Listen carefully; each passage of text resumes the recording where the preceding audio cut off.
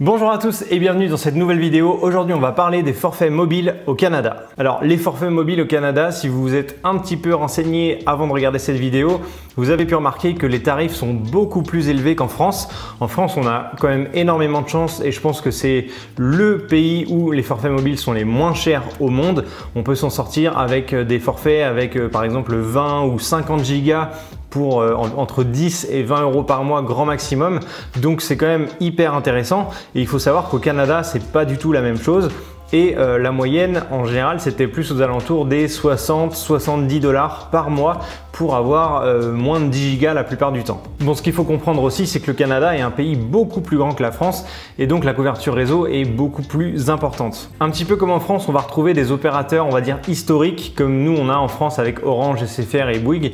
Là, on va avoir des opérateurs comme Bell, Vidéotron ou TELUS par exemple. Donc ce sont eux qui ont le gros du marché et qui ont imposé leur prix. Cependant, depuis quelques années, je dirais 2-3 ans je crois, des nouveaux opérateurs arrivent et baissent les prix. Un petit peu comme Free Mobile l'a fait en France. Attention, rien à voir en termes de tarifs. L'opérateur dont je vais vous parler aujourd'hui s'appelle Fizz, F-I-2-Z. C'est un petit peu l'équivalent de l'opérateur en France vers 2013-2014 qui s'appelait Joe Mobile. Joe Mobile, je ne sais pas si vous connaissez, en tout cas, c'est un opérateur qui proposait tous les mois de pouvoir réajuster son forfait, de prendre 10 Go un mois, 20 Go un autre, 6 Go un autre mois, etc. On pouvait tout ajuster via l'application mobile ou leur site internet et on payait en fonction des données qu'on avait choisies le mois en question. Alors malheureusement pour eux, Free Mobile est arrivé à peu près au même moment et a vraiment cassé les prix, donc c'était compliqué pour Joe Mobile et ils ont dû mettre la clé sous la porte. Fizz fonctionne donc sur le même principe et ça a l'air de fonctionner pas trop mal et de plus en plus de gens passent sur ces forfaits-là. Ce qui est intéressant sur le site de Fizz, c'est qu'on va pouvoir sélectionner les données que l'on souhaite avoir par mois et également la zone de couverture. On peut choisir uniquement le Québec, le Canada ou le Canada plus les États-Unis. Pour exemple, j'ai pris un forfait avec 6 Go de données, des appels et les SMS illimités et une couverture au Canada dans sa globalité et je paye 45 $ par mois. Et ce qui est vraiment intéressant, c'est que si vous n'utilisez pas toutes vos données lors du mois, eh bien elles sont reportées le mois suivant. Concernant la qualité du réseau, pour l'instant je suis resté au Québec et à Montréal donc j'ai pas eu de soucis.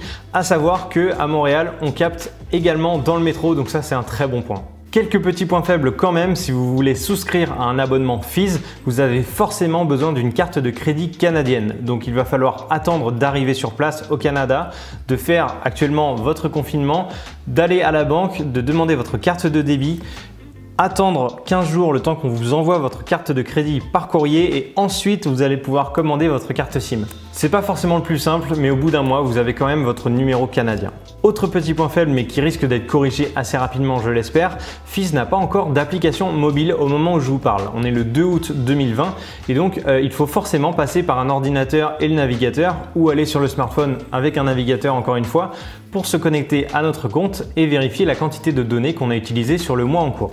Pour moi, c'est vraiment le forfait que je peux vous recommander si vous arrivez au Canada et que vous voulez pas dépenser 60 ou 70 $ pour un forfait avec très peu de data. Je sais qu'on est un peu biaisé parce qu'en France, on a l'habitude d'avoir énormément de données pour pas beaucoup d'argent. Mais ici, il faut s'y habituer. Alors après, il y a la question de est-ce que je dois prendre un forfait canadien ou garder mon forfait français? Ça, c'est vraiment à voir. Je pense que je pourrais faire une vidéo un peu plus détaillée sur ce sujet-là. N'hésitez pas à me dire ce que vous pensez en commentaire. Si vous voulez souscrire un abonnement Fizz, sachez qu'il y a des liens de parrainage. Je vous mets le mien en description et je vous l'écris juste ici. Et puis, vous allez pouvoir bénéficier de 25 $ lorsque vous souscrivez à un abonnement Fizz. N'hésitez pas à me dire en commentaire si vous avez pris un abonnement Fizz en arrivant au Canada ou si vous avez choisi un autre opérateur et dites-moi ce que vous en pensez. N'hésitez pas également à vous abonner à ma chaîne pour suivre toutes mes actualités à Montréal et avoir des conseils pratiques sur votre arrivée en tant qu'immigré.